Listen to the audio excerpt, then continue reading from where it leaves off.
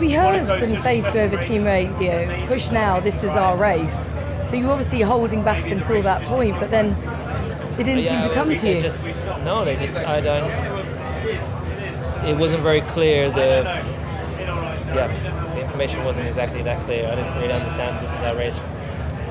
We didn't either. I don't know what I didn't know what I was fighting for. Am I fighting for the next spot ahead, or?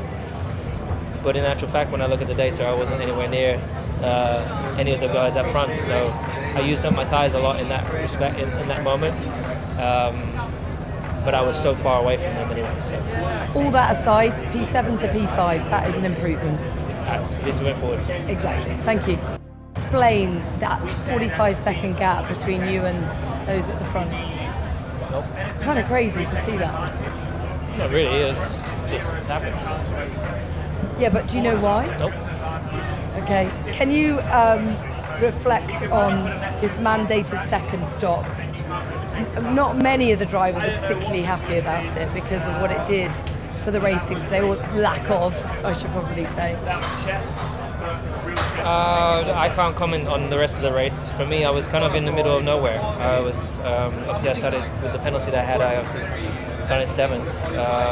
Was obviously behind 2 cars for some time, and then managed to clear them. And then I was kind of just in no man's land after that. I think the gap was quite relatively big, and I was really not racing anyone. I needed a safety car or something to come into play, but it didn't happen. So, yeah. Is it possible that the most successful pilot in the history of F1 is destined to fail in Ferrari? Today we explore how the legendary Lewis Hamilton went from illusion to frustration in just a career in Monaco. What exactly failed, and what does this tell us about the true state of Ferrari in 2025? Monaco.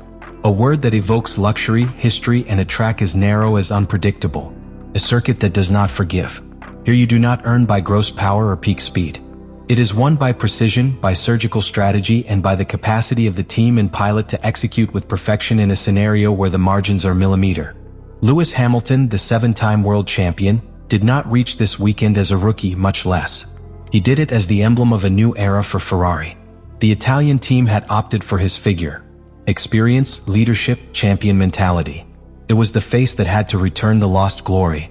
But what happened in the streets of the Principality was quite the opposite. A disturbing confirmation that Ferrari, despite the new star signing, is still trapped in the same mistakes of the past. Hamilton crossed the finish line in a modest 5th position. But the number does not tell the whole story. The career was a reflex of encapsulated frustration.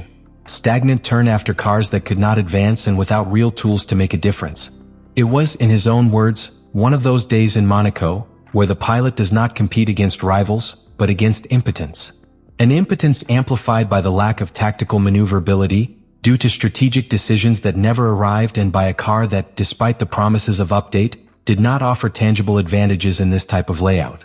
The frustration was reflected not only in its verbal language, but in each gesture, in each dry response to the press after getting out of SF25. It is important to understand what this frustration represents. It is not just the discontent of a pilot for not having won, it is a crack in the redemption narrative that Ferrari tried to build since his signing was announced. Because when a pilot like Hamilton speaks of simply navigating, he is implicitly saying that the team did not even give him the opportunity to compete. That the car did not allow him to exploit his capacity, that the strategy was void, and that the promise of a glorious future is still, at least at this point, without solid foundations. The second act of this drama in Monaco was not lived in the race, but the previous day in the classification. It was there that it all began to collapse, almost symbolically. On a track where to advance is almost an illusion, the exit position is decisive. And Ferrari once again showed that the pressure and millimeter execution remain its Achilles heel.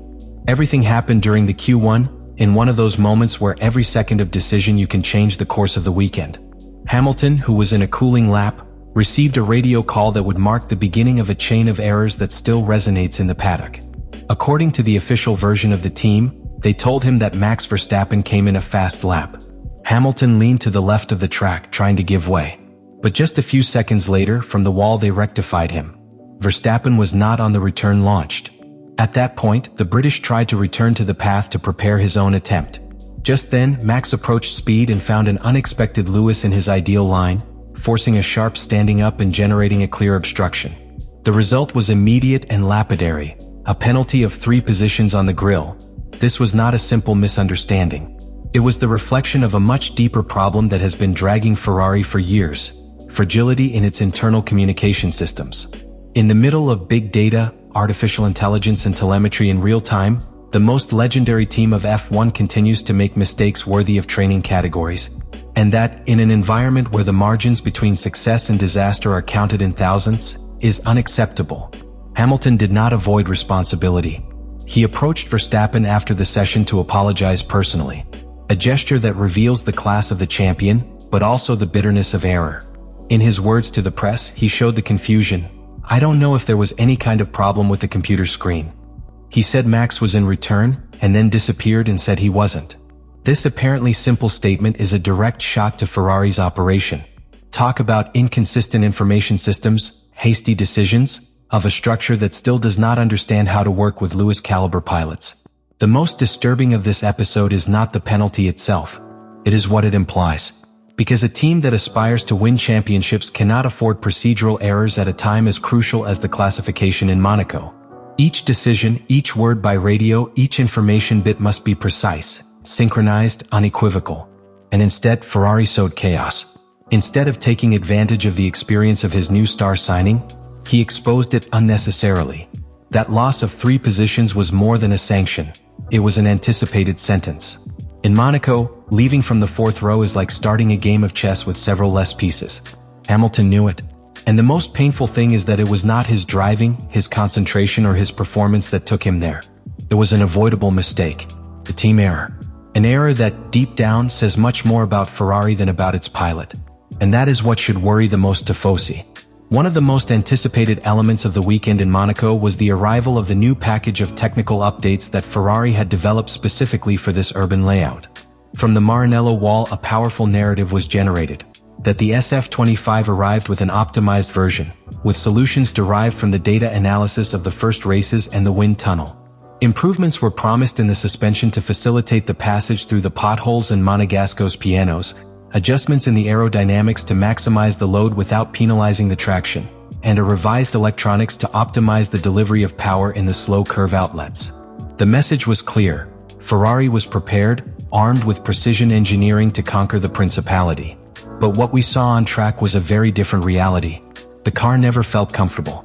Neither in the slow sectors, nor in the braking stability, nor in the exits of the closed curves where the pilots must blindly trust the traction. Despite the adjustments, the SF25 continued to show a tendency to subvire in the most closed turns and did not deliver the consistency that its rivals did find. What should have been a step forward ended up being just a shy oscillation without tangible impact on global performance. Lewis Hamilton, in particular, was the most affected by this technical disenchantment. During free training, he spent more time adapting to the unpredictable behavior of the car than refining its own rhythm. The car did not respond linearly to its steering inputs or the use of the brake pedal. Trust, that vital intangible for an elite pilot, never appeared. Each runway exit was a new expectations adjustment, a new attempt to save what was already felt as a mission condemned to stagnation. The most worrying thing is that this is not the first time that Ferrari promises a revolutionary improvement that ends up being a mere illusion. In 2024, it already happened in circuits such as Zandvoort and Las Vegas, where the team also presented updates that were significant in paper, but did not translate into real results. The repetition of this pattern indicates a structural problem in the development of the car, a disconnection between the simulator, the wind tunnel, and the royal track. The famous data correlation that which so many teams have fought to dominate seems to continue an unstable land for those of Maranello. And this is where Hamilton's figure takes on a more critical dimension. It is not simply that the car does not work. It is that a pilot who has spent more than a decade working with the best Mercedes engineers, who has developed world championships with clinical precision, is now immersed in an ecosystem where technological promises do not materialize, where solutions are late or simply do not arrive. And if Ferrari fails to reverse this trend, not only endangers his championship ambitions, but also the motivation and trust of one of the greatest talents in the history of sport. The false promise of updates in Monaco was not any technical stumbling. It was another symptom of a chronic disease that Ferrari has been trying to hide with optimistic ads for some time, but that every race weekend becomes impossible to hide. And this time, not even having Lewis Hamilton at the wheel was enough to compensate for him. The 5th place in Monaco is not simply a disappointing figure in the results sheet. It is a symbol. A brutal reminder that Ferrari's machinery, however bright that looks from the outside, still drags deep deficiencies that can even devour the most decorated pilot of all time. The implications of what happened in the Principality go far beyond a bad weekend. We are facing a clear alert signal.